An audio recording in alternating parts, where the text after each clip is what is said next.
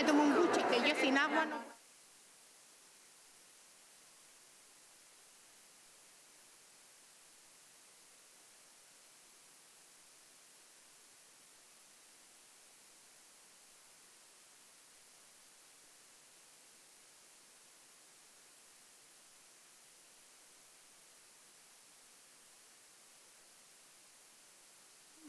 Yo como las orquestas de pueblo, ¿ya? Vale. Bueno, buenas tardes, gracias por estar aquí. Quiero empezar nuestra mesa, como pueden ver por el programa. Nuestra mesa, que es la segunda mesa de la sociedad civil, como pueden ver por el programa. Insisto, nuestra mesa, que es la segunda mesa de la sociedad civil, como pueden ver por el programa, abarca los otros tres puntos, temas que Naciones Unidas ha planteado como puntos para el debate, que son los referidos a participación social y mecanismos institucionales con perspectiva de género, plan de igualdad y presupuesto, a plan de acción nacional Mujeres, Paz y Seguridad y a conservación, protección y rehabilitación del medio ambiente. ¿De acuerdo? Antes de pasar a presentarles a las ponentes que magníficamente nos ilustrarán sobre estos interesantes temas y nos darán motivos para el debate y la reflexión, quiero dar las gracias, porque no recuerdo que hayamos insistido suficientemente en ello, dar las gracias a todas las compañeras de las plataformas organizadoras. Digo que aunque yo pertenezco a ella, quiero dar las gracias especialmente a las que más horas han dedicado, que me consta que algunas han dedicado un trabajo intensísimo, pues primero para la elaboración de los informes que ya mencionó antes Montse Vilá, pero después incluso para que saliera esta jornada le han metido mucha pasión, mucho entusiasmo y mucha convicción de que esto hacía falta, o sea, y realmente es necesario que la sociedad civil se haga presente en este momento, porque si dejamos a las instituciones solas, pues seguimos retrocediendo en Naciones Unidas, y no se trata de eso, ¿verdad? Hay unas presiones muy fuertes por parte de los poderes conservadores, y ahí tenemos que estar las mujeres del movimiento feminista, de los movimientos sociales, contrapesando, que si no, tenemos mal futuro. Bueno, entonces, muy agradecidas a las resistentes, a las que más curro han metido, y pido un aplauso para ellas, por favor.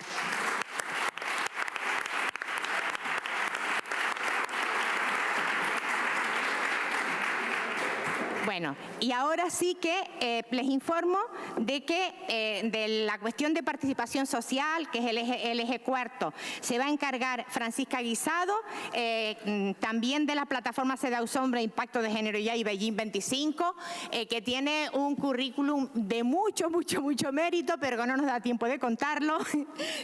Pero por resumir, feminista, militante y luchadora incansable. Y también...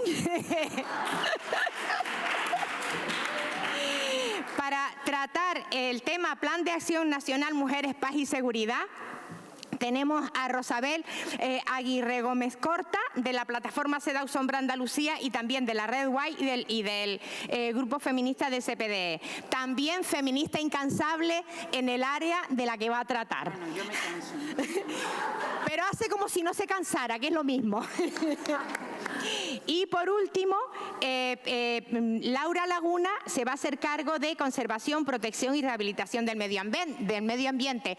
Otra luchadora, en este caso ecofeminista, que nos va a ilustrar estupendamente. Sin más, doy paso a Paqui Guisado para que nos hable del primer tema. Bueno, buenas tardes a todas. Para mí es una gran responsabilidad estar aquí hoy. Es un día intenso, importante, y aquí lo hemos podido ver. Venimos de también haber participado en la reunión con el gremio, pero es muy importante, cargado de mucha responsabilidad. Primero porque creo que es el momento histórico en que vivimos. Es importante lo que ha dicho nuestra compañera, ¿no? Que el movimiento, que la sociedad civil, el movimiento feminista esté en este contexto en el que estamos, preparando algo tan importante que vamos a celebrar el año que viene, ¿no? Pero segundo, es también súper importante porque vengo en representación de muchísimas mujeres, muchísimas. Entonces, si me ponen el PowerPoint, veréis ahí un poco. Ya está, vale. Bueno, pues como digo, vengo representando a un montón de mujeres, con lo cual para mí mujeres que son referentes de lucha, ¿no? Por lo cual está cargada, como digo, de responsabilidad. Bueno, para empezar, comentaros que ya en la 4ª Conferencia Mundial sobre las Mujeres, que daba pie al inicio del encuentro que hoy celebramos, se declaraba que el empoderamiento de las mujeres y su plena participación en condiciones de igualdad en todas las esferas de la sociedad, incluyendo la participación en los procesos de toma de decisiones y el acceso al poder, son fundamentales para el logro de la igualdad, el desarrollo y la paz. Pero pasado casi 25 años, ¿en qué situación nos encontramos? ¿Cuáles son las reivindicaciones que desde el movimiento feminista seguimos haciendo? ¿Se puede hablar de una verdadera democracia sin contar con la participación en igualdad del más del 50% de la población mundial? ¿Se están poniendo todos los mecanismos en marcha posibles para facilitar la participación en igualdad y la equidad de la que antes os hablaba? Mirad, estaréis de acuerdo conmigo que democracia, participación y poder son procesos íntimamente asociados. Además, un elemento medular de las democracias es la necesaria presencia en los procedimientos que faciliten a los ciudadanos y ciudadanas tengan las mismas posibilidades de participación en el ejercicio de poder, ya que la ciudadanía política supone no solo el goce de los derechos civiles, como puede ser el derecho al voto, la elegibilidad, las libertades civiles, el acceso a posiciones de liderazgo, sino también el deber de participar en la vida política. Es, por lo tanto, la igualdad de acceso de hombres y mujeres al poder, a la toma de decisiones y al liderazgo en todos los niveles una condición imprescindible para la buena marcha de una democracia, porque con ello se favorece que los gobiernos sean más representativos, garantizando que los intereses de hombres y mujeres se tengan en cuenta en la formulación de las políticas públicas.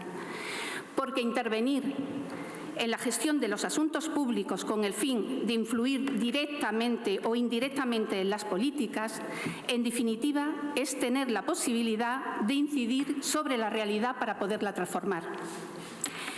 Recordar aquí ya el artículo 7 del CEDAW, que reitera la importancia de la representación de las mujeres en la vida política de sus países y reclama garantías para su cumplimiento.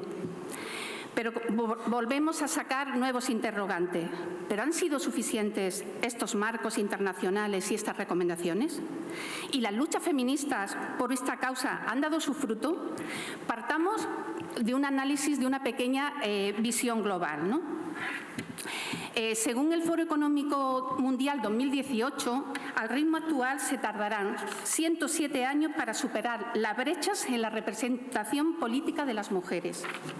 Según otro estudio, esta vez del Consejo de Municipios y Regiones de Europa, la situación ha cambiado muy poco en los últimos 10 años, por lo que reclama que a todos los niveles de los gobiernos se tomen las medidas oportunas para aumentar la representación política de las mujeres y lograr el objetivo de desarrollo sostenible marcado por Naciones Unidas.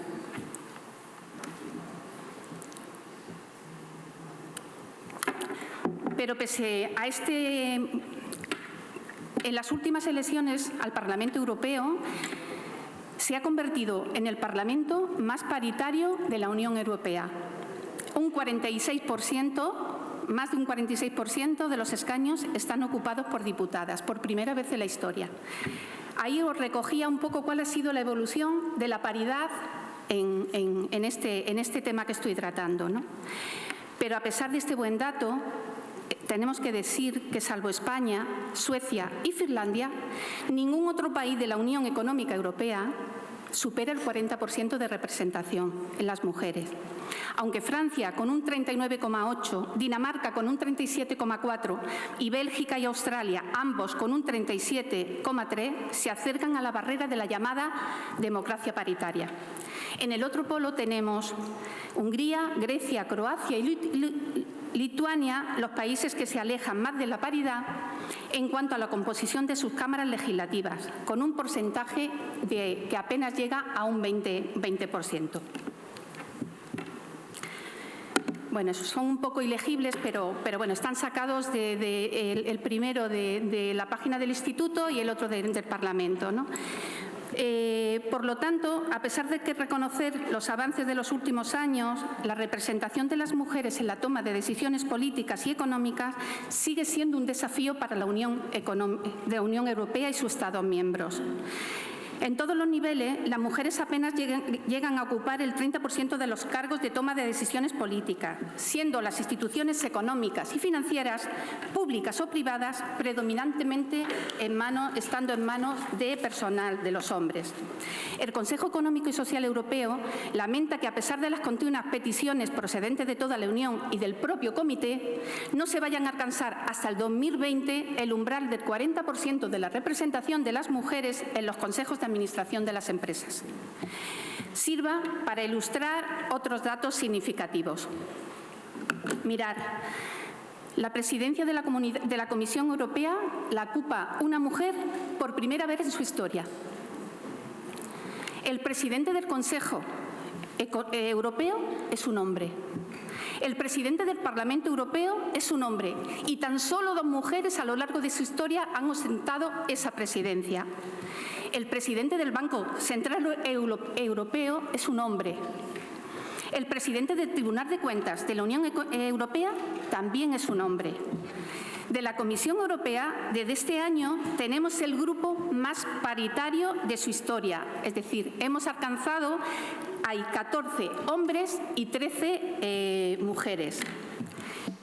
Y traía unas fotos que nos estamos casi que nos hemos acostumbrado a ver, ¿no? Mujeres donde estamos subrepresentadas, ¿no? Y que, bueno, son de 2018, pero bueno, yo creo que son muy significativas.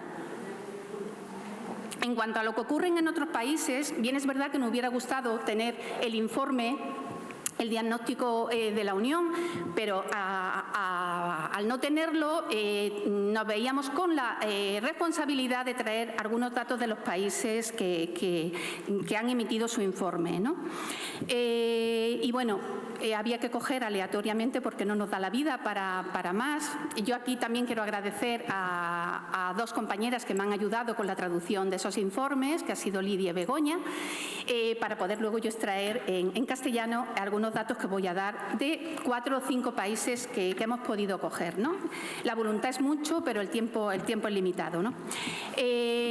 Nada, comentaros que uno de los países que hemos analizado ha sido Alemania, en que en las últimas elecciones ha caído la participación de las mujeres en lo referido a la participación política. Han pasado del 37% al 31%. Las acciones y medidas tomadas para promover la participación de las mujeres y la toma de decisiones se han centrado en la colaboración con la Academia Europea para las Mujeres en Política y Negocios, desde donde se desarrolla la campaña del centenario del derecho al voto de las mujeres, en cooperación también con la Asociación Alemana de Abogadas. Igualmente, desde la plataforma nacional e interpartidaria Elena Weber, dicho vaya por delante también, que es la primera plataforma para mujeres comprometidas en política, desde donde se está trabajando para lograr que más mujeres asuman puestos de liderazgo y toma de decisiones, no solo en los negocios, sino también en la política. En cuanto a las reformas legales que han promovido desde ese país para aumentar la participación política de las mujeres, hemos de señalar que en el informe se recoge que el 31 de enero de 2019 el Parlamento de Estrasburgo se convirtió en el primer parlamento alemán en adoptar una legislación de paridad. La ley inclusiva, determinándose la fecha 2024 para que dicho Parlamento se componga de una representación paritaria. Según la ley, según esta ley, las mujeres y los hombres tendrán en el futuro la misma consideración cuando se elaboren las listas estatales de candidatos y candidatas electorales. Al confeccionar estas listas se prescribe una presencia equitativa mediante una lista cremallera de mujeres y hombres. Pero pasemos a otro país que hemos analizado. En Croacia también se ha visto disminuido la proporción de candidatas de las últimas elecciones al Parlamento. Del 39% en el 2016 se ha pasado a un 21%. La proporción de mujeres ministras en el Gobierno apenas llega a un 20%, si bien en los últimos años las mujeres vienen ocupando algunos de los cargos estatales de alguna importancia.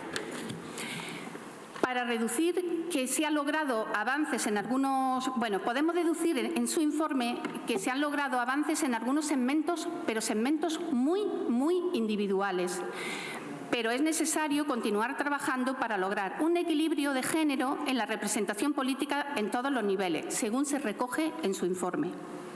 Referente a las acciones y medidas que han tomado para promover la participación de las mujeres en la vida pública y en la toma de decisiones, se resalta la obligación de incluir una cuota de género de un mínimo del 40% de las representantes de un sexo en las listas electorales de los partidos.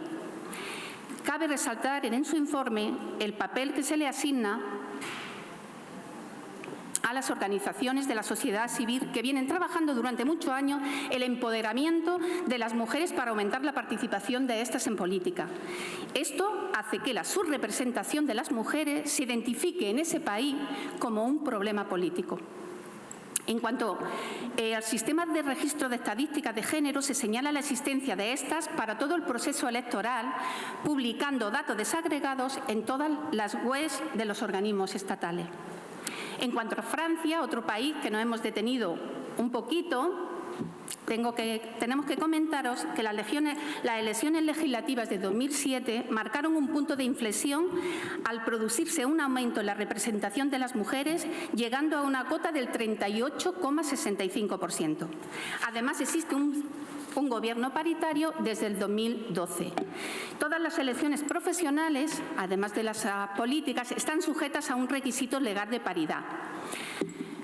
Resaltamos de este país la gran apuesta internacional, haciendo de la igualdad entre mujeres y hombres una prioridad en la agenda de la presidencia francesa del G7, bajo la cual se lanzó la Coalición de Género y Medio Ambiente.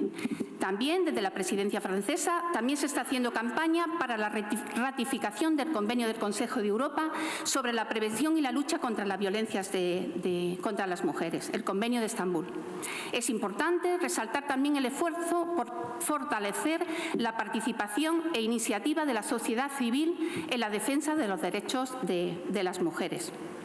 En cuanto a la Secretaría de Estado para la Igualdad entre Mujeres y Hombres y Antidiscriminación, está asignada al primer ministro y ocupa un papel relevante en la promoción de medidas para eliminar la discriminación de género y aumentar las garantías de igualdad en los ámbitos políticos, económicos, profesional, educativo, social, sanitario y cultural. También se responsabiliza de establecer planes interministeriales de la igualdad profesional y salarial o de la lucha contra la violencia sexual y violencia de género contra mujeres y niñas. Importante también el Consejo Superior para la Igualdad entre Mujeres y Hombres como órgano consultivo independiente, creado ya por el año 2013 y adscrito también al primer ministro. Hay que resaltar también en su informe el gran esfuerzo que se hace para que la inclusividad y las demandas de los distintos colectivos de mujeres, hablamos de mujeres extranjeras, mujeres con discapacidad, mujeres jóvenes, etcétera, han sido particularmente contempladas en sus programas, leyes y políticas gubernamentales recientes. Para terminar, este país podemos extraer de dicho informe que se han realizado progresos hacia una distribución uniforme de poder.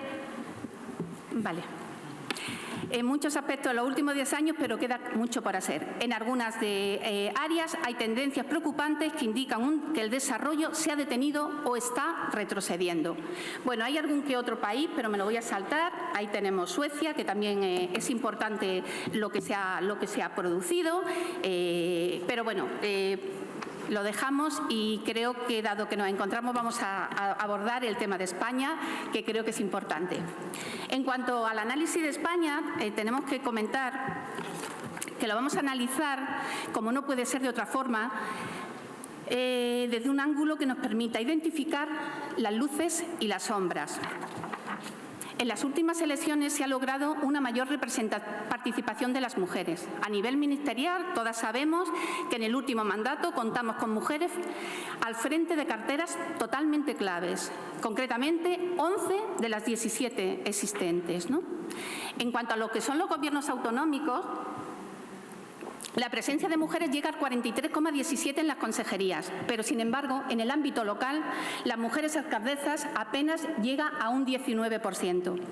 En el Poder Judicial, bueno, analizamos ahí una amplia presencia de mujeres, aunque esta presencia disminuye a medida que la escala de jerarquía va subiendo, ¿no? En cuanto a los mecanismos institucionales para la igualdad efectiva entre mujeres y hombres, las organizaciones de mujeres reclamamos un Ministerio de Igualdad y fortalecimiento del Instituto de la Mujer y la Delegación de Gobierno para la Violencia de Género. Reclamamos también la aprobación en cada legislatura de un plan de igualdad, con mayores recursos humanos y presupuestos para una incidencia social y política y su coordinación con las comunidades autónomas y la participación de las organizaciones de mujeres, como dice el punto 15 de las observaciones CEDAW. En cuanto al asociacionismo de mujeres, coincidimos con el Gobierno en el análisis que hace del impacto de la crisis económica con la significativa reducción presupuestaria en las políticas de igualdad.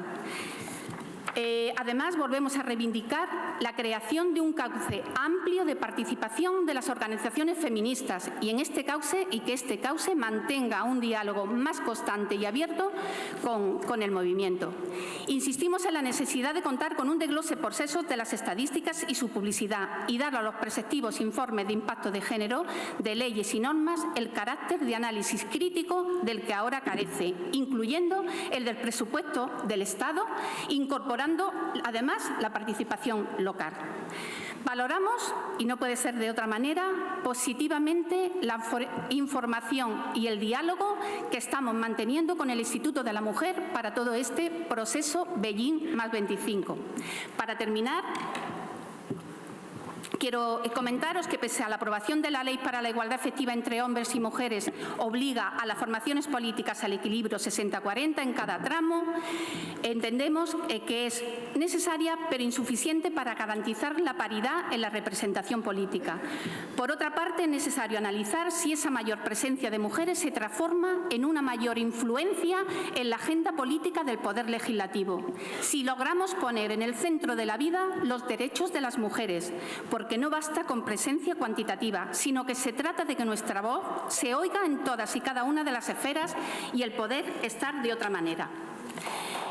En cuanto a, para terminar ya, ¿cuáles son los retos políticos para la acción y el cambio desde el movimiento feminista?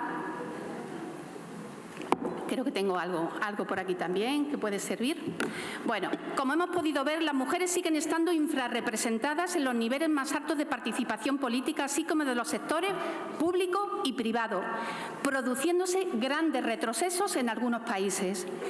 Asegurar que los ministerios de Asuntos de la Mujer y otros mecanismos nacionales se encuentren ubicados en el nivel gubernamental más alto posible es imprescindible para movilizar la voluntad política y obtener apoyo del resto del Gobierno. Además, para fortalecer la adopción de medidas coordinadas sobre la igualdad entre géneros, se precisa una colaboración intersectorial entre todos los niveles del Gobierno, en las que participen, entre otras, partes interesadas, especialmente las organizaciones de mujeres. En estos momentos se está explicitando una reacción mundial que recae sobre la ofensiva de la ultraderecha contra la ideología de género, sobre la cual el Grupo de Expertas de ONU Mujeres, en su preinforme de Beijing, dice que afecta a casi un tercio de la población mundial en Europa, América del Norte y América Latina, con incidencia en leyes e instituciones nacionales e internacionales contra el aborto, contra la salud y los derechos sexuales y reproductivos, la educación pública, la violencia contra las mujeres y la conciliación. Por lo tanto, abordar y atajar esta situación ahora se hace más imprescindible que nunca. Por ello, reclamamos medidas y acciones que vengan a neutralizar las múltiples barreras externas e internas para poder ejercer el derecho a la participación política desde un estadio de liderazgo. Hablamos de revisar los sistemas de mérito y cooptación, división sexual del trabajo, sistemas de promoción basados en la presencialidad, techos de cristal, falta de referentes, el sexo a quien realiza la evaluación, el sector en que se inserta la ocupación, pero también la escasa corresponsabilidad en el ámbito doméstico por parte de sus parejas, la falta de autoestima y el miedo al fracaso fruto de la socialización diferenciada. Son numerosas y demasiado arraigadas las barreras que obstaculizan el empoderamiento de las mujeres y su participación en los espacios de poder, por lo que no se trata solo de querer estar, sino de poder estar presentes en la toma de decisiones que afectan a la vida cotidiana. Y ya para terminar, como indica Naciones Unidas, la conmemoración del 25 aniversario de la Declaración y Plataforma de Acción de Beijing en el 2020 es un punto de encuentro para insistir en alcanzar por fin los derechos humanos para todas las mujeres, niñas y niñas. Nada más. Muchas gracias.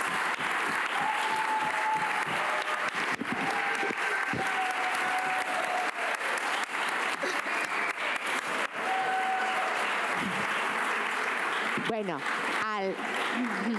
al hilo de la intervención de Paqui, me olvidé antes de decir que lo tenía pensado, que no solo está el mérito de las que tiraron del carro y mantuvieron vivas y muy activas las plataformas, sino también el mérito de la directora del instituto y de las trabajadoras del instituto, que supieron escuchar esta demanda y supieron asumirla y colaborar. Creo que ha sido muy importante.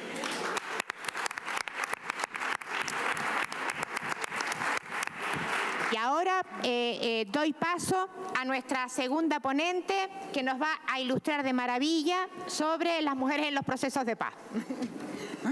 Y ya está todo dicho. Bueno, pues muchas gracias por la invitación y por la oportunidad de estar aquí compartiendo, ¿no? Yo me temo que me ha tocado la agenda más desconocida de la jornada de hoy. La idea generalizada es que se trata de una agenda que tiene que ver con esas pobres mujeres de esos países en situaciones de conflicto y, como la cosa más cercana, estas mujeres asiladas, refugiadas que están en territorio español. Con lo cual es una agenda que durante mucho tiempo los movimientos feministas y las organizaciones de base también lo han visto como algo ajeno.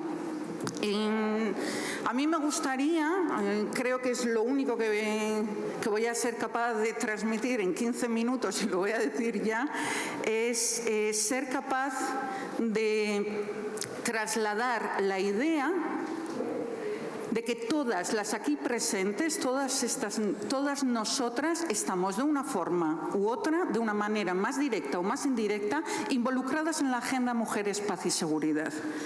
Entonces, no es esta idea de solo tiene que ver con mujeres, por eso lleva este título tan bonito, mujeres, no tiene nada que ver con hombres, y seguridad, paz, esto tiene que ver con conflictos. Entonces, sí que me gusta, para explicar un poquito cuáles son los contenidos, ¿no?, de qué estamos hablando cuando hablamos de la Agenda Mujeres, Paz y Seguridad, como ha dicho la vicepresidenta Carmen Calvo, creo que tenemos que volver atrás. Y además es una forma de unir, porque estamos hablando de Mujeres, Paz y Seguridad, qué relación tiene con Beijing, qué relación tiene con la agenda actual, y, ¿no?, de qué estamos hablando. Y cómo nos toca, y encima cómo nos toca a estas agendas, como yo digo, que yo creo que todas estamos implicadas en esta agenda. Entonces, me vais a permitir que me vaya un poquito más atrás, ya que me sobran los minutos. Entonces, volviendo a los años 90, las jóvenes igual no lo recuerdan, pero aunque no os sintáis reconocidas, espero que sí. Los años 90 fue un contexto que no tiene nada que ver con el contexto actual, pero es donde de alguna manera cristaliza todo un proceso que viene de décadas anteriores y que es fundamental para entender la arquitectura de los derechos humanos y la arquitectura de los derechos de las mujeres. la perspectiva de género, etcétera, etcétera. E incluso la generación de nuevos derechos, el derecho a la paz, el derecho al desarrollo, los derechos colectivos, el derecho al medio ambiente. Es decir, se están planteando muchos derechos y tenemos que hablar de ese contexto de los años 90. Venimos del fin de la posguerra, el fin de la Guerra Fría, etcétera. También es un contexto interesante porque por primera vez, no por primera vez, pero de alguna manera se están dando unos conflictos internacionales que se nos acerca gracias a la presencia generalizada de los medios de comunicación, que en aquel entonces se hablaba del efecto CNN, y era gracias a la presencia de los medios de comunicación en estos conflictos veíamos las violaciones a mujeres en Bosnia y Herzegovina, el genocidio en Ruanda desde el salón de nuestra casa. Y todo esto tiene una serie de consecuencias e implicaciones importantes para nuestra agenda y para el movimiento feminista, ¿no? Y los mecanismos de igualdad.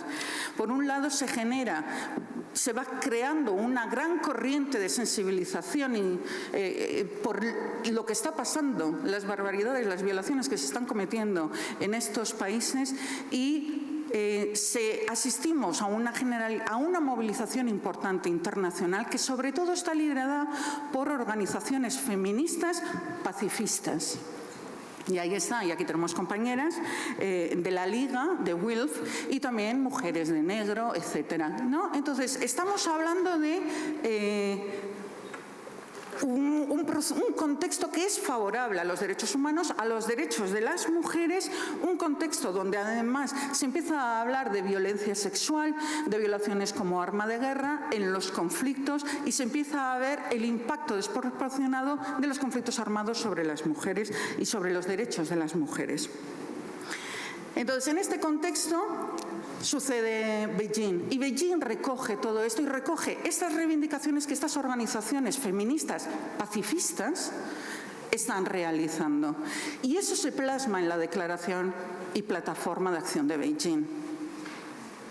Y yo invito a todas a volver a leer los textos originales, porque creo que estamos en un momento que nos viene bien también empaparnos un poco y recordar esas cosas, esos sueños, esos horizontes y ese espíritu.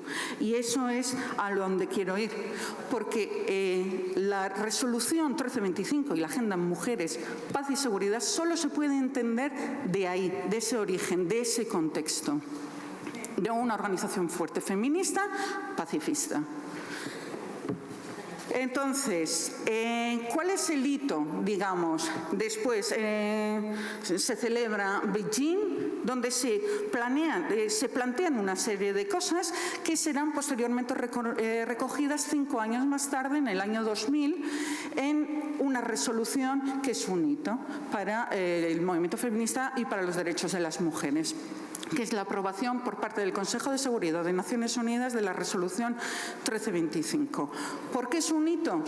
Es un instrumento de derechos humanos, uno más, pero que está aprobado. No es un derecho blando como el que estamos acostumbradas las feministas y la igualdad de género, una resolución, sino es de obligado cumplimiento porque es una resolución que sale del Consejo de Seguridad de Naciones Unidas. Y por eso es importante, porque es de obligado cumplimiento.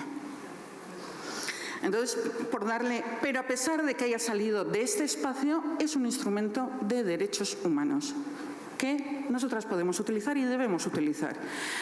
Entonces, ¿qué es lo que rescata esta resolución 1325 que bebe de Beijing? La importancia de la participación de las mujeres en todos los procesos, ¿no?, de gestión y resolución de los conflictos armados. También el tema de la importancia de contar con mujeres en las misiones de paz. Era una década donde se empieza a desplazar fuerzas armadas en estas misiones de paz, pero también en misiones diplomáticas, etcétera. Hablar de la protección, proteger a estas mujeres, especialmente de la violencia sexual, que habíamos estado viendo que estaba sucediendo, y se habla también de la prevención de los conflictos y de la importancia de la consolidación de la paz. Y aquí están los elementos pacifistas que estas organizaciones de mujeres logran colar en la agenda del Consejo de Seguridad de Naciones Unidas. Es decir, estos son los elementos. La Agenda de Mujeres, Paz y Seguridad no solo consta de una resolución, de esta 1325 del año 2000, sino que se conforma por otras 10 resoluciones que se van aprobando posteriormente, que profundizan en estas dimensiones centrales que, como os digo, son la participación de las mujeres, la prevención, la protección de mujeres y niñas en las situaciones de conflicto armado y la consolidación de la paz. Van desarrollando estos elementos. Y la última ha sido aprobada, lo ha mencionado el ministro asesor, el compañero alemán, que ellos impulsaron, ¿no? Esta ha sido la última en este año, que no hay ninguna mención a los derechos sexuales y reproductivos, aunque habla de mujeres embarazadas víctimas de violaciones sexuales. Y los derechos sexuales y reproductivos y el acceso de estas mujeres embarazadas, no se menciona ninguna vez el acceso a servicios o a recursos de derechos sexuales y reproductivos y, por supuesto, el aborto. Y así es como la agenda no cae de la agenda de las instituciones europeas o de los países europeos. No hay ninguna mención, pero bueno. Entonces, la Agenda Mujeres, Paz y Seguridad es el conjunto de todas estas resoluciones. Unas resoluciones que, a pesar de estar basadas en estos 4 pilares que os he comentado, mayoritariamente todas desarrollan un aspecto fundamental, la violencia sexual. Proteger a las mujeres de la violencia sexual en los conflictos armados. Es decir, y aquí ya empezamos a hablar un poco de los retos de la Agenda Mujeres, Paz y Seguridad, que se implementa a través de planes de acción nacionales que los diferentes estados están obligados, digamos, a desarrollar, ¿no? España fue uno de los pioneros, eran tiempos de Zapatero también, etcétera, y entonces se plantean estos planes. ¿Qué es lo que pasa? Que tiene 4 pilares, pero los más desarrollados son 2, la participación de las mujeres y la protección de las mujeres. Y se desarrollan de una forma parcial y sesgada. Mientras que la prevención, el compromiso de los estados para prevenir los conflictos armados y la construcción de la paz, la promoción de cultura de paz, estos 2 elementos están más olvidados y relegados. Y eso tiene unas implicaciones importantes para la agenda de las mujeres, para la agenda feminista y, desde luego, para la configuración del mundo, ¿no? Y para el tipo de acciones que se van a desarrollar y que van a promover los estados, que lo podemos desarrollar un poquito más tarde, pero bueno, algo trasladaré. Entonces, como digo, ya nos encontramos con una de las principales retos en la implementación, que ya os digo que hay matices entre diferentes planes de acción, pero bueno, así hablando en términos generales, digamos, están centrados. ¿Por qué digo que es un reto? Porque se habla de la participación de mujeres. Pero, ¿qué tipo de participación? ¿Y participación en qué? Entonces, se está promoviendo muchísimo, esto ha sido la puerta de entrada, no la puerta de entrada, pero digamos, un portalón de entrada para incrementar el número de mujeres en los ejércitos y en las fuerzas y cuerpos de seguridad del Estado. Esto es, ¿queréis más mujeres? Vamos a meter más mujeres a los ejércitos. Y efectivamente, son mujeres participando en misiones de paz. Y esto lo están utilizando todos los países. Entonces, mujeres participando en las misiones, en estos equipos de alto nivel, misiones diplomáticas, misiones políticas, etcétera, los porcentajes son muchísimo menores, a pesar de que se sabe con evidencias, el informe que hizo ONU Mujeres en el 2015 revisando cómo se estaba implementando la Agenda Mujeres, Paz y Seguridad, hablaba de estudios concretos y valoraba el grado de éxito y de sostenibilidad de los acuerdos de paz dependiendo de si había mujeres en la mesa de negociación o no. Y desde luego el porcentaje es mayor de sostenibilidad seguridad y de éxito cuando hay mujeres, ¿no? Pero a pesar de esto, digamos, la participación suele ser así. El tema de la participación con sociedad civil se reduce a algunas consultas puntuales, informativas a sociedad civil, es decir, no se trata de una participación sustantiva.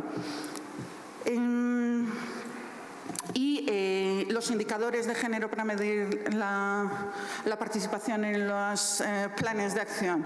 Número de mujeres que han asistido a la charla tal que ha dado fulano, mengano o el ejército tal, ¿no? Entonces, estamos hablando de ese nivel. A eso se queda reducida la participación y por eso digo que es sesgada. La protección, en cómo se interpreta la protección a las mujeres, también está muy estereotipada. Es decir, se ve a las mujeres como víctimas de violencia sexual. La violencia, digamos, más grande dentro de todo el marco de violencias que las mujeres podemos sufrir, queda muy concentrada en el tema de la violencia sexual.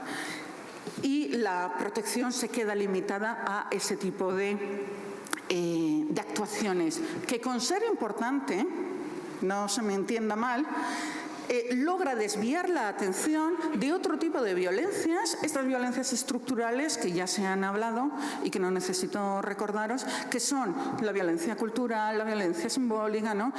Violencias que son las que al final son las que están manteniendo la desigualdad, la discriminación y toda forma de violencia contra las mujeres. Entonces, tanto énfasis en un tipo de violencia hace que nos olvidemos del resto del cuadro.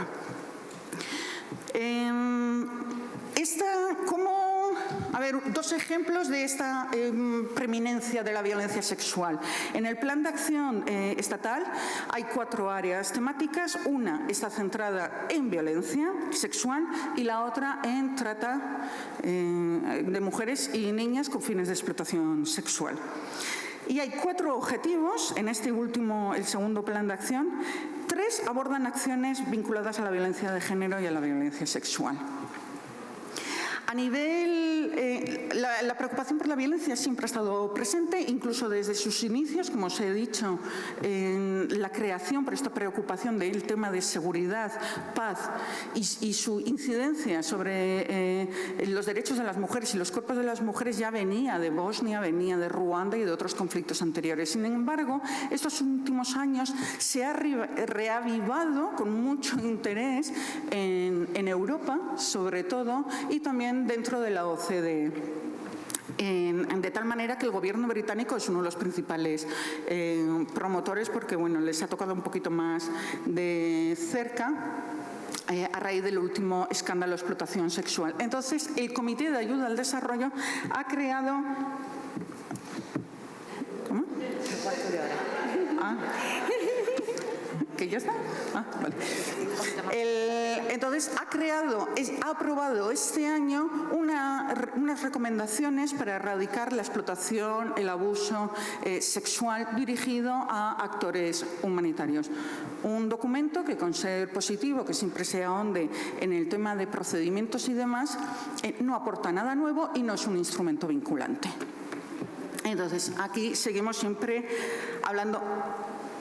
Otra brecha que en ningún caso, a pesar del reconocimiento, y ya se ha dicho de muchos sitios, de los vínculos que tiene con la Agenda 2030, el ODS 16, con, por ejemplo, el plan contra la trata, los planes, las políticas sociales, las políticas económicas, porque todo esto está influyendo en la Agenda de Mujeres, Paz y Seguridad.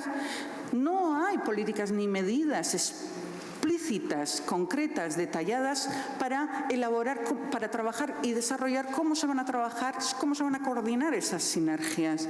Entonces, se están aplicando acciones individualizadas, digamos, puntuales, para abordar la agenda. En la mayor parte de los estados estamos hablando de que estos planes para implementar esta agenda tienen o muy pocos recursos, en el mejor de los casos, o en lo más habitual no hay un presupuesto asociado, como es el caso del Estado español. Entonces, ¿cómo se va a implementar? Si no se deja al buen hacer de los diferentes ministerios los recursos, etcétera, que tiene. El enfoque militarizado del plan. Los principales ministerios aplicando e implementando la Agenda Mujeres, Paz y Seguridad son los Ministerios de Defensa y las Fuerzas y Cuerpos de Seguridad del Estado, Ministerio de Interior. Y en el caso de España, complementado con acciones de cooperación internacional por el MAEC. Es necesario, y aquí aprovecho que tenemos a representantes del Instituto de la Mujer, es decir, aquí necesitamos más departamentos y más organismos para implementar esa agenda. Y el papel del Instituto de la Mujer es secundario en la implementación, en el seguimiento y en la revisión del Plan de Acción Nacional. Necesitamos a justicia. Y no están porque no saben cómo abordar esta agenda. Justicia transicional, la memoria, para impedir la revictimización de las mujeres. ¿Dónde están? Necesitamos educación, la construcción de una cultura de paz, la coeducación. La educación afectivo-sexual. Necesitamos economía. ¿Cómo están impactando los tratados de libre comercio en estos países que lo que hacen es expulsar? Necesitamos las políticas de migración y la gestión de fronteras. Necesitamos a todos los ministerios abordados aquí y por eso están todas interrelacionadas. Se habla en los planes, se declara que si existen sinergias, no se desarrollan estas acciones. No existe una mirada, un enfoque integral, multidimensional. La participación de sociedad civil tampoco se aborda de esa forma. No queremos reuniones consultivas e informativas. La participación tiene que tener otro calado. Se necesitan recursos para la participación, además. Estamos hablando de, porque yo he oído esta mañana lo importante y lo interesante que es a las organizaciones participar en todos estos espacios. Yo sí estoy cansada. Yo estoy cansada porque todo esto lleva mucho tiempo y hay que ir. Y todo esto lo paga mi organización, gente voluntaria. Entonces necesitamos recursos, necesitamos apoyo y necesitamos procesos temporales en los que se pueda facilitar procesos de empoderamiento, de capacitación, de fortalecimiento y de articulación. Porque ¿cómo vamos a crear? Quedan muchas cosas en el aire, pero sí me gustaría acabar con esta idea. Para la sociedad civil, una tarea que tenemos. ¿Cómo queremos participar y qué tipo de participación? Tenemos que ser capaces de llegar a alianzas estratégicas. Tratar de hacer que estos espacios sean lo más inclusivos posibles, ¿no? Donde estemos la mayor parte de organizaciones sociales, replantearnos muchas cosas, también las relaciones de poder, la representatividad, etcétera. Tratar de incluir a las mujeres diversas, a las diferentes preocupaciones dentro de la construcción de esta agenda a nivel de Estado español. Y necesitamos generar procesos para habilitar este espacio. Ahí se ha creado durante el camino hemos creado un grupo que es el de la 1325. Trata de ser este espacio, pero esto no se crea de la noche a la mañana diciendo voy a participar aquí o qué interesante o me voy a sumar a una reunión. Esto necesita hablar, generar debates que sean estratégicos, aunque haya temas que pensemos que sean delicados, porque aquí hay que tomar muchas decisiones, hay que llegar a acuerdos sobre diferentes cosas que generan mucho dilema, ¿no? Y entonces tenemos que ser capaces de encontrar estos espacios.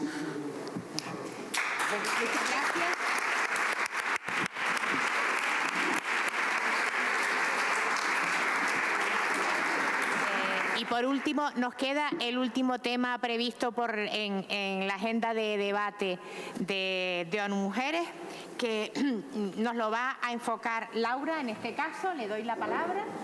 Muchas gracias. ¿Se oye? No. ¿Cómo se hace? ¿Se oye? Ahora. Muy bien. Bueno, lo primero, muchísimas gracias a la organización y especialmente a la Plataforma de Mujeres Jóvenes por contar conmigo y con Fridays.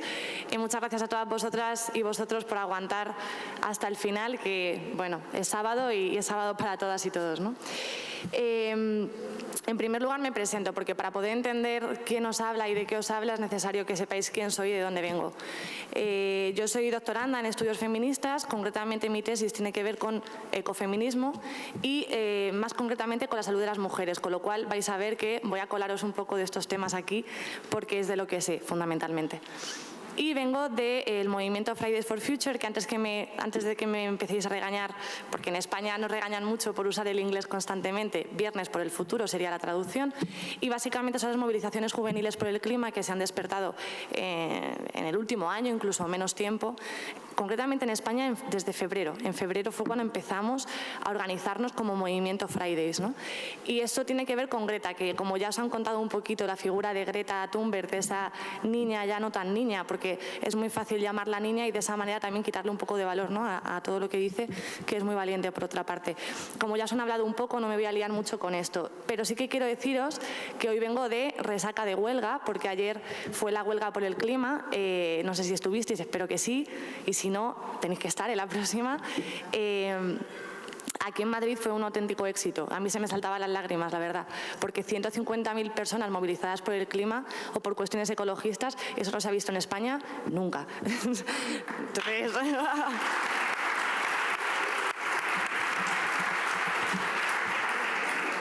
y la realidad es que la situación que vivimos es dramática y además, para que entendáis qué tiene que ver todo esto del clima y el ecologismo con lo que nos coloca aquí, que es el feminismo, es que ninguna lucha tiene sentido en un planeta muerto o muriendo, ¿no? Los derechos de las personas migrantes, los derechos del colectivo LGTB, los derechos de las mujeres, hay que ponerlo en relación con el contexto físico, material de la Tierra, que ahora mismo se encuentra en entredicho, ¿no? En este sentido, no quiero ahondar mucho en la crisis climática porque estoy convencida de que todas sois bastante conscientes de la gravedad del asunto, de que es una crisis climática, ecológica, social, de biodiversidad. Por poner un ejemplo que parece tonto porque no nos importa demasiado, pero es muy importante, hemos perdido el 80% de los insectos que solía haber, entre ellos polinizadores. La vida sin los polinizadores, creedme que no se puede dar. Pero esta crisis, como todas las crisis, siempre afectan más a la población que es más vulnerable. Y esta población que es más vulnerable, ya sabemos cuál es, el sur, los países empobrecidos del sur global fundamentalmente, personas en situación de exclusión, mujeres, porque nos toca todo lo bueno siempre, ¿verdad? Entonces hay que entender que para poder luchar por los derechos de las mujeres tenemos que combatir la crisis climática que vivimos a día de hoy. Quiero hablaros un poco de Carme Valls, que es una endocrinóloga catalana que ha estudiado mucho el efecto del cambio climático y de las sustancias tóxicas y de los contaminantes diferencialmente en el cuerpo de mujeres y varones, porque la realidad es que es bastante distinto. Las mujeres, por factores biológicos y por factores sociales, somos mucho más vulnerables a las sustancias tóxicas, que para que nos hagamos una idea, a día de hoy estamos expuestas a unas 80.000 sustancias químicas, de las cuales entre 4.000 y 8.000 están en sospecha de toxicidad. Las mujeres estamos más expuestas. ¿Por cuestiones sociales? Sí. Por la división sexual del trabajo, porque las circunstancias, las condiciones laborales son peores, porque también utilizamos más cosmética en general, estamos más en contacto, pero también por factores biológicos, y es que nuestra composición corporal, el hecho de que tengamos alrededor de un 15% más de tejido adiposo que los hombres, nos convierte en bioacumuladoras. Esto quiere decir que las sustancias tóxicas liposolubles se acumulan en nuestro cuerpo y además nuestro sistema endocrino las capta porque las confunde con otras moléculas, por decirlo de manera sencilla. ¿Esto nos convierte en víctimas? Sí. Pero en la lucha por el clima y la lucha ecologista, las mujeres, además de víctimas, hemos sido las principales defensoras. Y a día de hoy, en países como Latinoamérica, o sea, en países de Latinoamérica, perdón, podemos ver perfectamente cómo las mujeres luchan por su territorio, luchan por su forma de vida sostenible, más sostenible que la que se les impone, poniendo por delante sus vidas y sus cuerpos. Eso es mucho decir. Ser ecologista aquí en España es muy sencillo. Yo puedo decir que soy ecologista y eso en general no pone en riesgo mi integridad física, en otros países no lo es tanto. Esto tenemos que tenerlo en cuenta también. Con toda esta proliferación de sustancias químicas y tóxicas, está habiendo una serie de enfermedades nuevas, emergentes, que pueden ser la sensibilidad química múltiple, la fatiga crónica e incluso la fibromialgia, que también se relaciona con esto. Y me imagino que a todas os ha aparecido la alerta, ¿no?, de decir que son enfermedades que se dan más en mujeres. Sí, se dan más en mujeres, y como la ciencia, y en especial la medicina, tiene sesgos androcéntricos muy profundos, nos encarga de estudiar adecuadamente las enfermedades que son o bien exclusivas de las mujeres o que son mayoritarias en mujeres. No tengo ni que explicaros por qué, estoy convencida.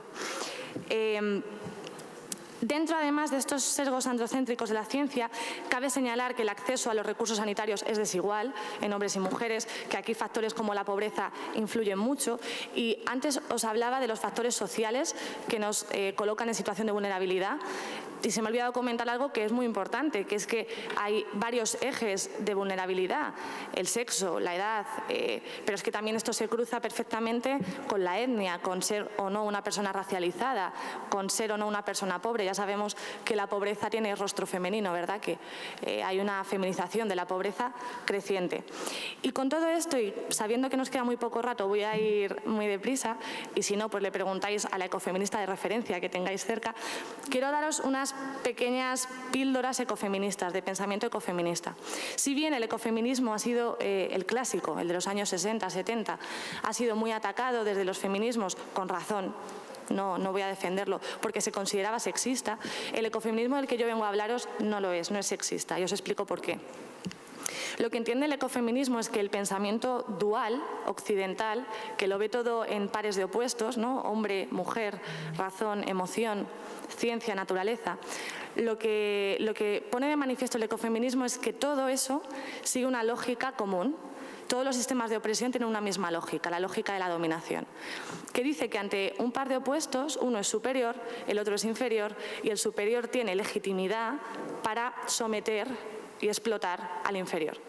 Por eso entendemos que la explotación de la tierra, la explotación de los cuerpos, la explotación de los animales está vinculada a nivel conceptual a través de esta lógica de la dominación. El ecofeminismo lo que pretende es señalar que todas estas violencias, que todas estas políticas extractivistas de recursos y de personas tienen una conexión, y que la mejor manera de combatirla es tener una visión más holística, una visión más de conjunto y más global, ¿no?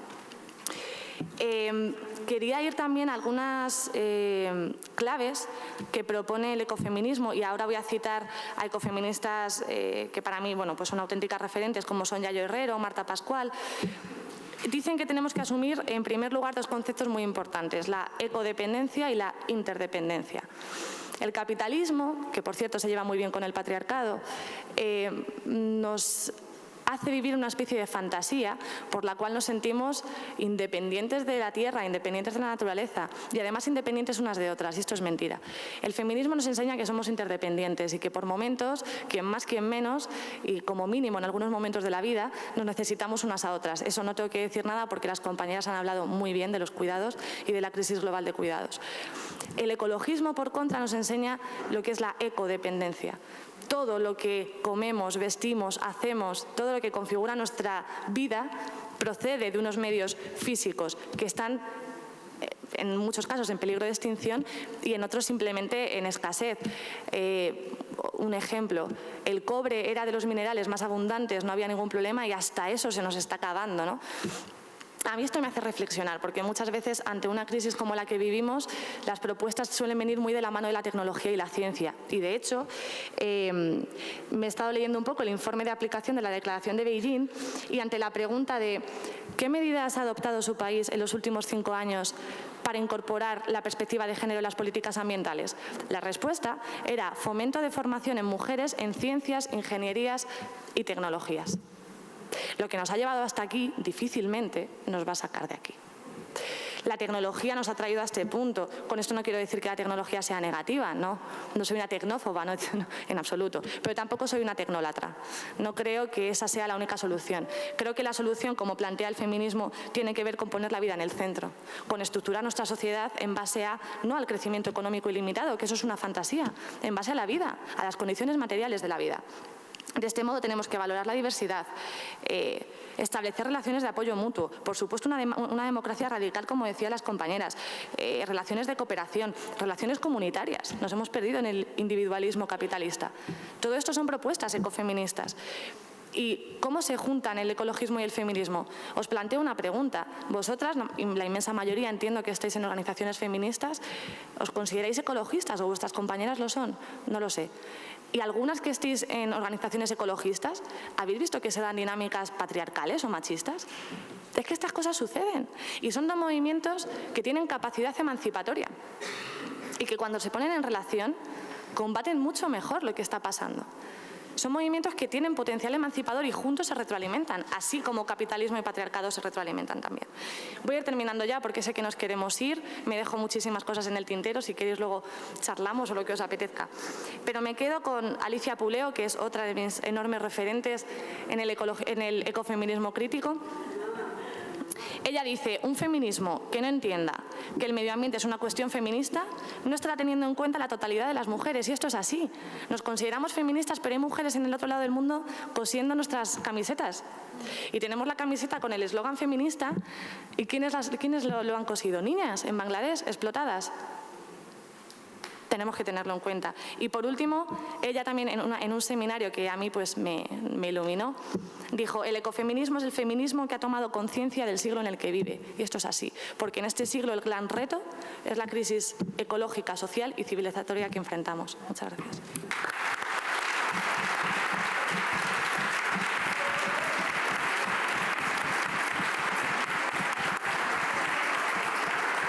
Bueno.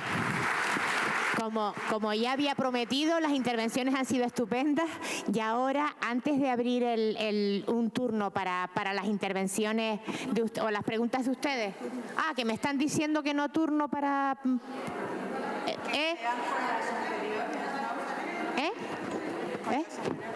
¿Sí? Sí. Bueno, yo pregunto si quieren alguna intervención o pregunta de esta mesa y de la anterior. Sí, son dos mesas. Sí. Sí, es que yo lo iba a decir, pero de repente me están diciendo todos, no, asustados por el tiempo, y digo, pero sí, me parece que es conveniente que se haga el turnito de las dos mesas, por favor. Bueno, pero parece que no, que la gente tiene prisa, y es natural, por ir a la manifestación, ¿no? Miren, antes de que se vayan, no se vayan, por favor, que todavía nos queda. Tenemos la clausura. Aprovecho al presentar a nuestra clausuradora, que es la Secretaria de Estado de Igualdad, para darle las gracias porque, igual que la directora del instituto, han estado aquí todo el tiempo, a pie firme, escuchando nuestras propuestas y escuchándolo todo, a pesar de que sabemos que las personas que están en cargos públicos suelen estar ocupadísimas y tienen 1000 actos a la vez. Así que gracias por ayudarnos a organizarlo y por estar aquí.